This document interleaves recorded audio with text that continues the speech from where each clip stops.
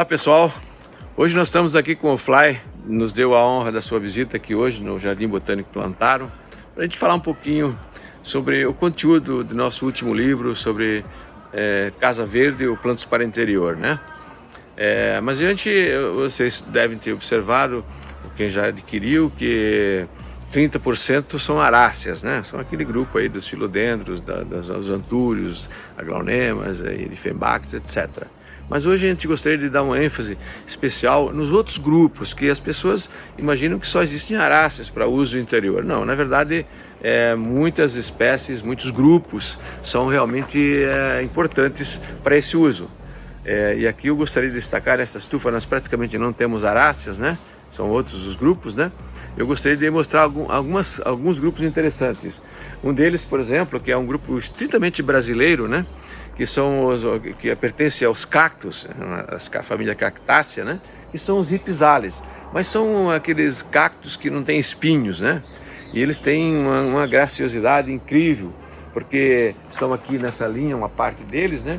E eu sempre falo que esse grupo é para ser usado em embalagens pendentes, em vasos pendentes, né? Em cuias, né?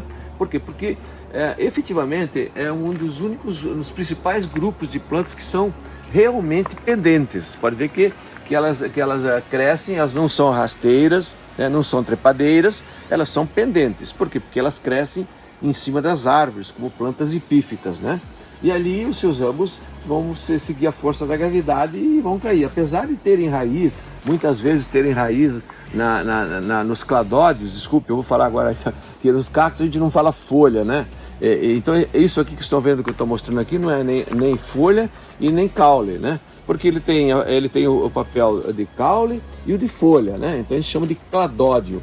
Por quê? Porque têm aspecto de caule, porém são verdes, portanto eles têm função fotossintética, eles fazem fotossíntese, que o cacto não tem folha verdadeira, né?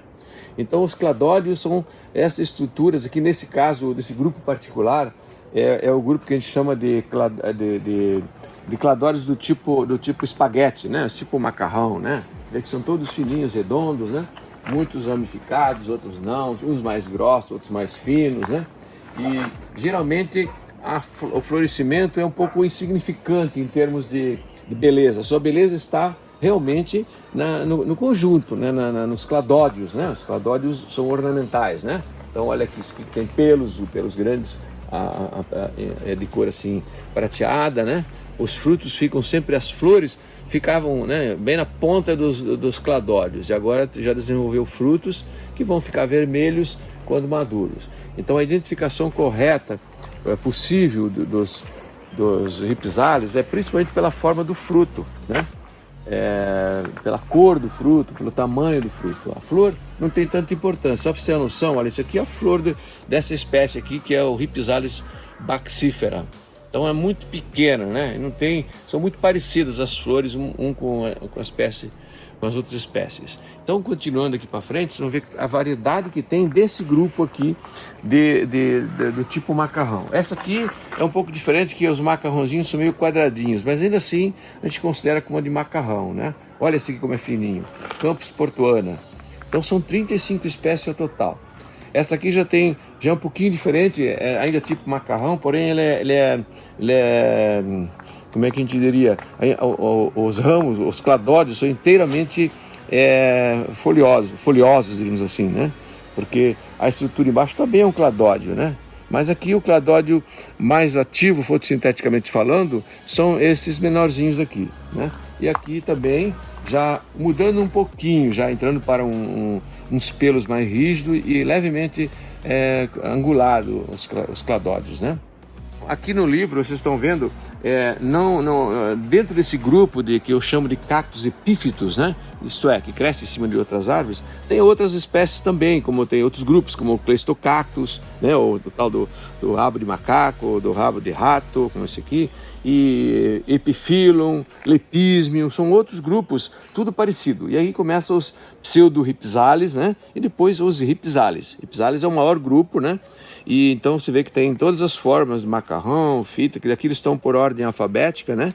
Mas aqui eu separei por tipos para vocês reconhecerem. Você vê que eles são diferentes, não é? As pessoas pensam que são tudo igual. A verdade é que o mercado oferece somente uma espécie, uma ou duas, que é assim que é o Rhipsalis teres, que é muito antigo, né? Já em uso no mercado, né?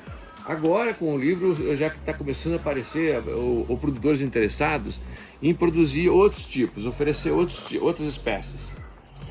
Bom, outro grupo, então, seria esses aqui que parece cacto, que nós temos aqui no livro também, alguns, né?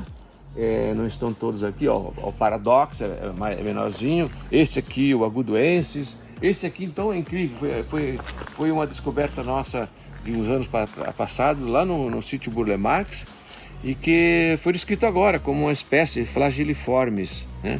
Então ele parece realmente um cacto, só que esses espinhos não agridem, são suaves, macios, né?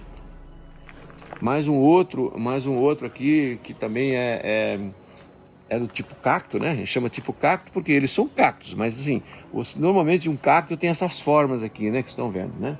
Até aqui, tá? Daí esse aqui é o Pentáptera, o Trigona, aquele lá Cereoides. Olha, aqui outra flor aqui, ó, mas aqui já é uma flor, olha aqui, sempre as flores estão nos cladódios, né? São flores, como eu falei, sem graça, né?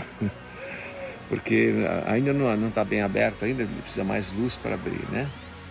Para esse lado ainda continuam algumas espécies aqui do tipo espaguete, né? Que são diferentes, cada uma é uma espécie diferente, né, gente? E aí então nós entramos num grupo muito particular que é do tipo fita, né? Ou cinta, né? Eles são achatados. Então os cladódios aqui se parecem folhas, não parece folha? Tanto esses aqui quanto esse, né? Esses fininhos, todos têm a mesma função fotossintética. Mas esse aqui tem cara de folha. Por isso, a gente, em vez de chamar cladódio para esses aqui, a gente chama filocládio. É um tipo especial de cladódio, né? Porque, como eu falei, isso aqui não é folha e não é caule. Então, portanto, eles são cladódios. Mas, como ele tem a forma de folha, a gente chama de filocládio, né? Para parecer um pouco... Aqui, na verdade, esse é o crispata, né? Esse aqui é o mesmo do outro, entrou aqui no meio por acaso. E esse aqui já também é o Goebbeliana, né? O Gebeliana. Também é achatado, né? Então o filocládio o cladódio tem cara de folha, portanto é filocládio, né? E aqui temos mais uns outros aqui os Bartholotti, né? Bartholotti, né? E já estão com frutos pequenos, né? Esse aqui, por exemplo, o Russelli, muito bonito porque ele cresce devagar e também tem flores muito, muito pequenas. Aqui você vê o tamanho dos frutinhos, né? São muito pequenos. Tem algumas florzinhas ainda aí, mas já estão em fase de frutificação, né? Tem o Russelli, depois temos aqui o Pachyptera, né? Todos têm nomes, todos estão identificados, né? Todos estão no livro, viu? Pachyptera também é um outro com cladódios tipo folha, né? E aí tem esse aqui, que esse já está no mercado também, talvez seja o único de tipo fita, né? Que está no mercado já há algum tempo, é o Rhipsalis elliptica. Ele quando pega um pouquinho mais de luz, no inverno ele fica avermelhado assim, e os frutos ficam bem vermelhos. Então quando ele fica bem florido, as flores são brancas e os frutos ficam inteiramente vermelhos. Então fica lindo o conjunto, né? E aí, algo semelhante ao pseudo Rhipsalis ramulosa, né? Sim, mais ou menos, mas eu vou cores, mostrar que ele não tem segmentos. Depois nós vamos mostrar no outro lado o grupo dos pseudo-rhipsalis, que eles não têm segmentos divididos assim. O cladódio é meio que contínuo, né? São uma cor diferente, né? Aqui já é olivífera, é outra espécie também. Todas são brasileiras, todas principalmente da floresta úmida, mas tem alguns que são na área mais de cerrado, né? E aí então depois eu vou mostrar lá então o grupo dos pseudo-rhipsalis e outros grupos, né? Então vocês vejam que é um grupo bem diverso. Então eu sempre falo que os rhipsalis são as plantas realmente ideais para uso interno, interior. Primeiro porque elas não criam grandes problemas em termos de crescimento, elas são pendentes, mas olha, sempre em vasos pendurados, né? São resistentes. São resistentes à falta d'água, à falta de luz, elas se adaptam muito bem às condições. Então eu sempre falo que Rhipsalis é o grupo quase que ideal para uso interior, né? Isso se considerando para locais onde se pendura, por exemplo, em varandas, em sacadas, tal, né? Onde se pode pendurar, né? Porque você não vai pendurar na sala muitas vezes, mas enfim, é um grupo que eu considero muito promissor para uso interior. E após o lançamento do livro já apareceram vários produtores interessados em produzir isso aqui no maior número de espécies, né?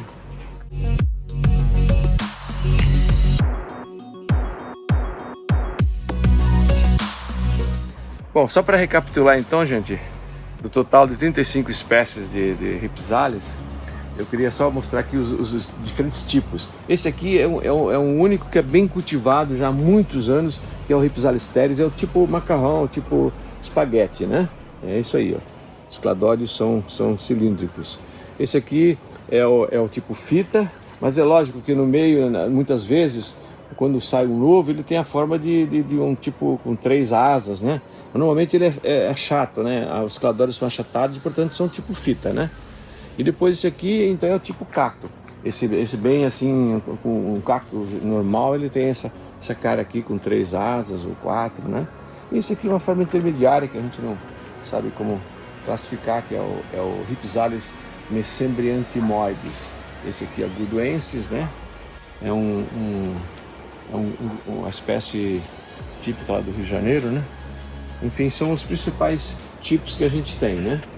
Desse total de 35 espécies. São todos epífitos e basicamente da floresta úmida. O Rhipsalis russelli é um tipo fita, e o Rhipsalis teres, que é aquele lá, que é o mais conhecido, mais antigo, é o tipo espaguete.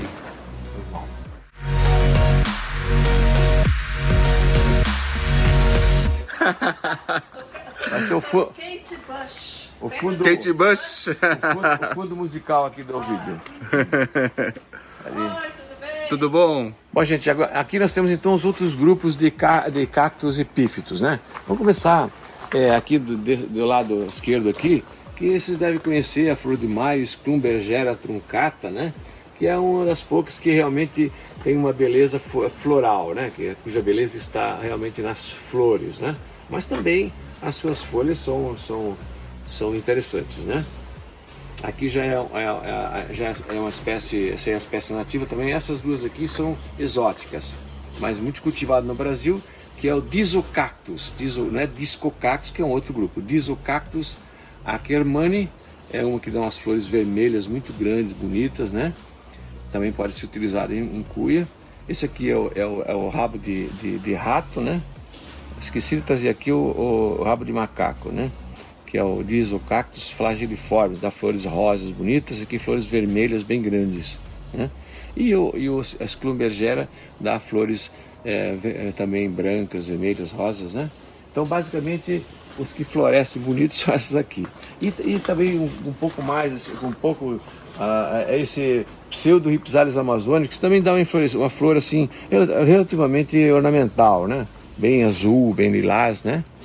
Já o pseudo Rhipsalis ramulosa, é isso aqui, vocês vejam que ele não é segmentado, portanto ele se distingue dos Rhipsalis, né? Então eles chamam de pseudo Rhipsalis.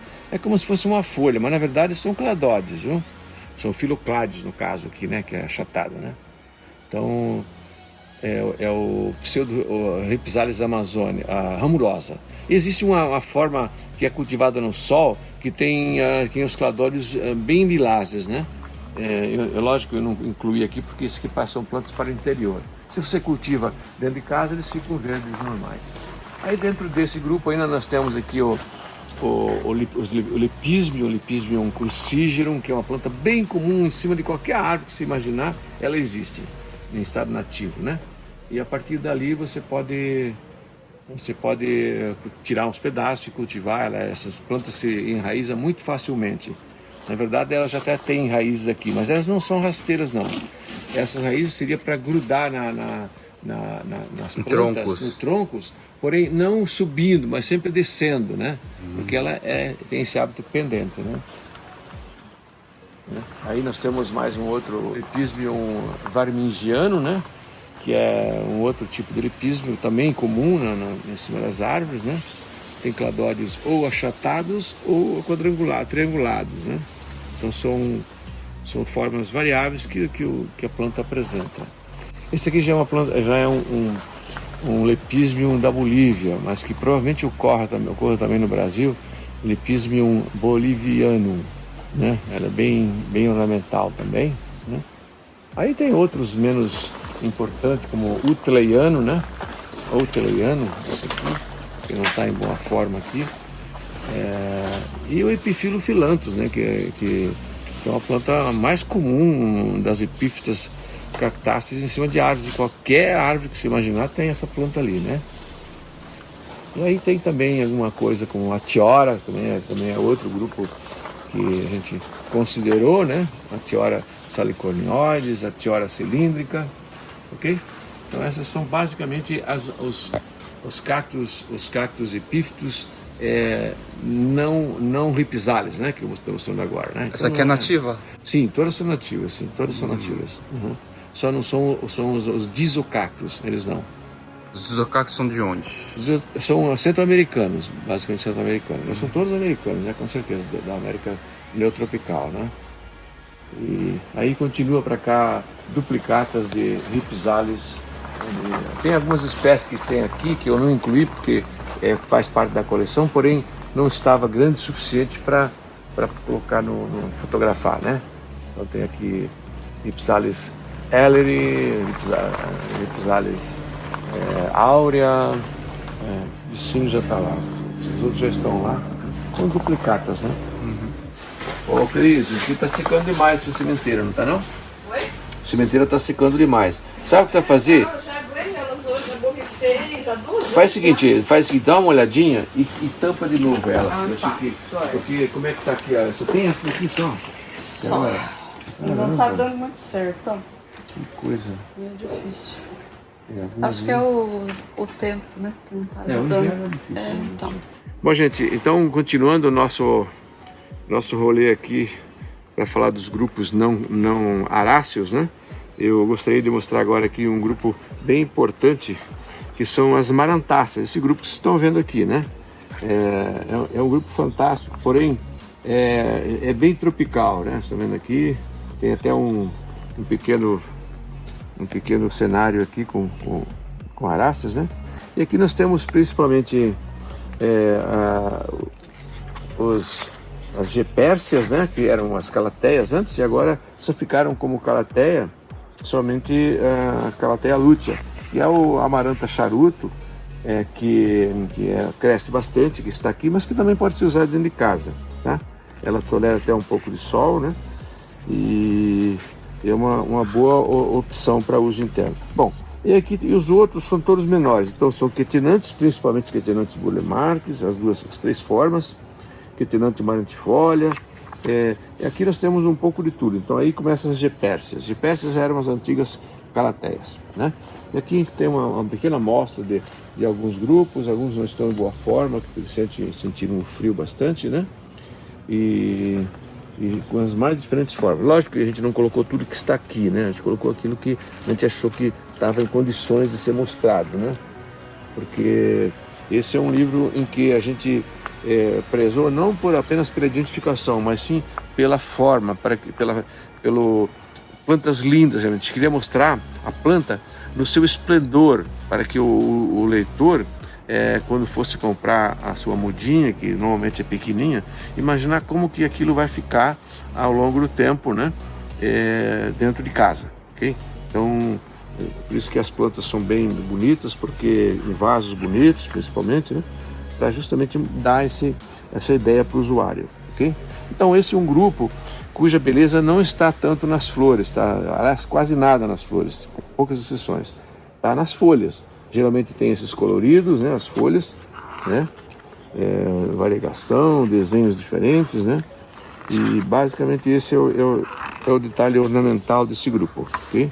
São plantas de crescimento lento, bastante tropicais e, portanto, não espere que ela vai crescer muito. Aliás, é até bom que você nunca vai ter problema de manutenção por excesso de crescimento. Você terá de eventualmente tirar algumas folhas secas, né? E só isso. E o resto é só cuidado, ok? Então aqui nós temos, vamos continuando aqui, temos outra, aquela Viotti, ou Gepessia Viotti, né? Aí temos a Gepessia fasciata, forma borústica, e assim por diante. Tem várias outras. Algumas têm uma textura bem pubescente, que aveludada, né? Tudo isso são detalhes ornamentais, né? Que às vezes contribuem para decidir na escolha dessa ou daquela espécie, né? Algumas delas sentem a água, mínimo de falta d'água, elas já enrolam as folhas, né? Talvez não seja uma boa ideia ter uma planta dessa dentro de casa, né? E aí outras formas, enfim, temos aí uma amostra razoável, mas é lógico que não incluímos todas elas, muitas inclusive que a gente tem coletado ao longo dos anos aí, a gente nem conseguiu identificar ainda, provavelmente são espécies novas, né? Okay? Então é um grupo que vale a pena como sugestão aí para uso interior. Bom, gente, às vezes as pessoas sempre nos perguntam, mas por que a planta tem dois nomes, né? Essa é a regra, né? É a regra da nomenclatura de plantas, uma regra universal da nomenclatura de plantas normais, né? Plantas naturais, né? Muitas vezes a forma típica é aquela forma que deu origem à descrição original daquela espécie, né? Então, no caso aqui, Gepessia micans, ela já tinha esse desenho aqui com a parte branca central ao longo da nervura principal. Mas esse lá de cá, por exemplo, essa forma majestica aqui, ela tem muito destacado essas linhas. Então ela foi chamada de rosolineata, porque ela tem um tom rósea e tem essas linhas. Você pode ver que ao longo da idade ela começa a perder um pouco essas linhas, mas as plantas jovens têm bastante destacada. Então, nesse caso, a gente usa a nomenclatura de plantas cultivadas, que é menos formal e que basicamente o nome é escrito entre aspas, né? Como aqui o nome composto, rosolineata, tem esse hífen, mas normalmente não é assim, né? Portanto, a primeira palavra designa o gênero, né? O gênero Gepessia. Tudo aqui pertence à família Marantaceae, né? E o segundo nome a gente chama de epíteto específico dessa espécie. Então, quando alguém pergunta qual que é a espécie, você não fala nunca majestica, você tem que falar, não, é Gepessia majestica, ok? Ou Gepessia, né? Gepessia majestica, essa é a pronúncia correta dessa planta, né? Gepessia marcoiana. Então, você nunca fala, não, essa aqui é a espécie marcoiana, não. A espécie sempre tem que citar os dois nomes juntos, gênero e espécie. Um outro grupo interessante que nós incluímos no livro, que vale a pena destacar, é um grupo que até pouco tempo é uma planta antiga, na verdade, mas só havia uma espécie que era cultivada, que são as flores de cera, ok? Flor de cera. Bom, esse grupo é muito grande, ele é da Ásia, né? Do Sudeste Asiático, e tem muitas espécies no grupo, porém nem todas são cultivadas aqui no Brasil, a não ser por colecionadores, né? Mas mesmo assim, as arroias, ou as oias, na verdade a pronúncia em latim é oia, né? Ou flor de cera, elas têm aí pelo menos não sei quantas, umas 30 que nós incluímos no livro, né? E que estão tomando uma importância muito grande no primeiro mundo, nos Estados Unidos e Europa. Então a nova moda lá das plantas para o interior já não são mais as aráceas, ou estão se tornando agora as oias, ok? Então espere mais um pouco para vocês verem que oias vai estar para todos os lados, né? E aqui nós temos algumas, né, que a gente incluiu no livro, não temos todas, né? E um detalhe interessante, primeiro que elas são plantas lactescentes, muito lactescentes, porque elas são da família Apocynaceae, que é um dos grupos que geralmente os seus exemplares têm látex. O que é o látex? É esse leite, né? Quando se tira uma folha, né? Ela sai bastante leite, né? E tudo bem, isso aqui é a seiva, que é a leitosa, né? A gente chama lactescente. Outro detalhe interessante desse grupo é que as suas flores geralmente são perfumadas. Ela geralmente é constituída por uma umbela, né? Isso que chama-se uma umbela, né? Todas as flores saem é uma inflorescência, isso aqui, né? E todas as flores são solitárias, tem um pedúnculozinho, aliás, tem um pedicelo, né? Porque o pedúnculo seria o cabinho da inflorescência, e o cabinho da flor individual a gente chama de pedicelo, né? Aqui pedúnculo. Então elas saem todas do mesmo lugar, têm o mesmo tamanho e formam essa forma arredondada que é a umbela. E geralmente elas são muito perfumadas, não todas, mas muitas delas, pelo menos num determinado horário do dia, elas são muito perfumadas. Essa aqui particularmente é a Oia australis, né? A espécie Oia australis. Mas aí tem umas muito interessantes, você vê folhas diferentes aqui com essa forma de coração, olha só, gente, forma de coração, né? É a Carrie, né? Aí nós temos essa aqui também, bom, vamos entrar nesse outro grupo, mas tudo bem, depois a gente vê essa aqui, por exemplo, a Oia obscura, né? Essa não está com flor agora, porque assim, o florescimento não é assim tão abundante, né? Mas mesmo assim, né? Essa Obscura. Obscura, exato. Essa aqui deve ser a lacunosa, né? Desculpe, não, a lacunosa. Vamos ver se ela está com flor aqui. Essa é bem perfumada, muito perfumada essa aí. As flores são grandes ou pequenas, dependendo da espécie, né? E aí vai indo desse grupo aqui também, do grupo das carnosas, né? Aqui também da bilobata. Umas crescem bastante, outras menos, né? Então você vê que as formas das folhas variam muito. Aqui também tudo são variações do grupo da espécie carnosa. Está começando a dar flores que florescem muito bem, essa aqui, né? Essa aqui, uma que não floresce. Aqui embaixo também tem algumas, porque a gente multiplicou recentemente. A pusila, né? Que é bem... vamos ver mais para cá, tem mais algumas. Olha, essa aqui também é a macrofila, né? Macrofila variegada, bem interessante. Aí a pretori. Essa aqui dá uma flor muito bonita. Mas ainda não abriu a flor, né? Pretori. Essa aqui é a carnosa, uma das carnosas também. Baiete, as folhas totalmente diferentes, né? Essa aqui é uma forma de carnosa que a gente chama compacta. Só que essa é a compacta, Oia carnosa compacta variegata. O tricolor, né? Tem 3 cores. Essa aqui já é uma outra Oia carnosa, é a marmorata, né? Essa aqui é a rotundifolia. Essa aqui é a bilobata também, outra forma de bilobata, né? Forma um vaso grande. Essa aqui também é aquela carnosa compacta comum, não é a variegata, né? Típica, né? Digamos assim. Enfim, eu aqui eu não tenho todas elas realmente, né? Estou em outros lugares aqui dentro. E quem produz bastante esse grupo é a Costa Plantas, né? Da Débora, e que é também coautora do livro e que nos auxiliou bastante, contribuiu bastante com as plantas para serem fotografadas, ok? Então essa provavelmente é a nova moda que vocês verão daqui a pouco. Valeu? Tendência dos Estados Unidos? Principalmente, menos na Europa. Certo. De modo que é um grupo interessante porque tem esse atrativo da flor. Normalmente as plantas interiores não dão flores assim, isto é, dão flores, porém a beleza não está nas flores. A exceção desta aqui, que também não é assim extremamente florífera, porém tem esse detalhe da flor de cera, né? E de perfume, né? Falamos que não iríamos comentar nada sobre outros grupos, araças principalmente, mas eu não poderia deixar de destacar aqui, já que estamos passando em frente a ela, esse filodendro, né? Se vocês olharem assim, para quem conhece filodendro, vocês dizem, pô, mas isso aqui não é filodendro, né? Tem tudo para não ser filodendro, né? Filodendro é uma planta trepadeira, uma planta ereta e tal. Essa aqui é uma planta rizomatosa. Então o caule, né, que é o rizoma, o caule modificado, cresce debaixo da terra, né?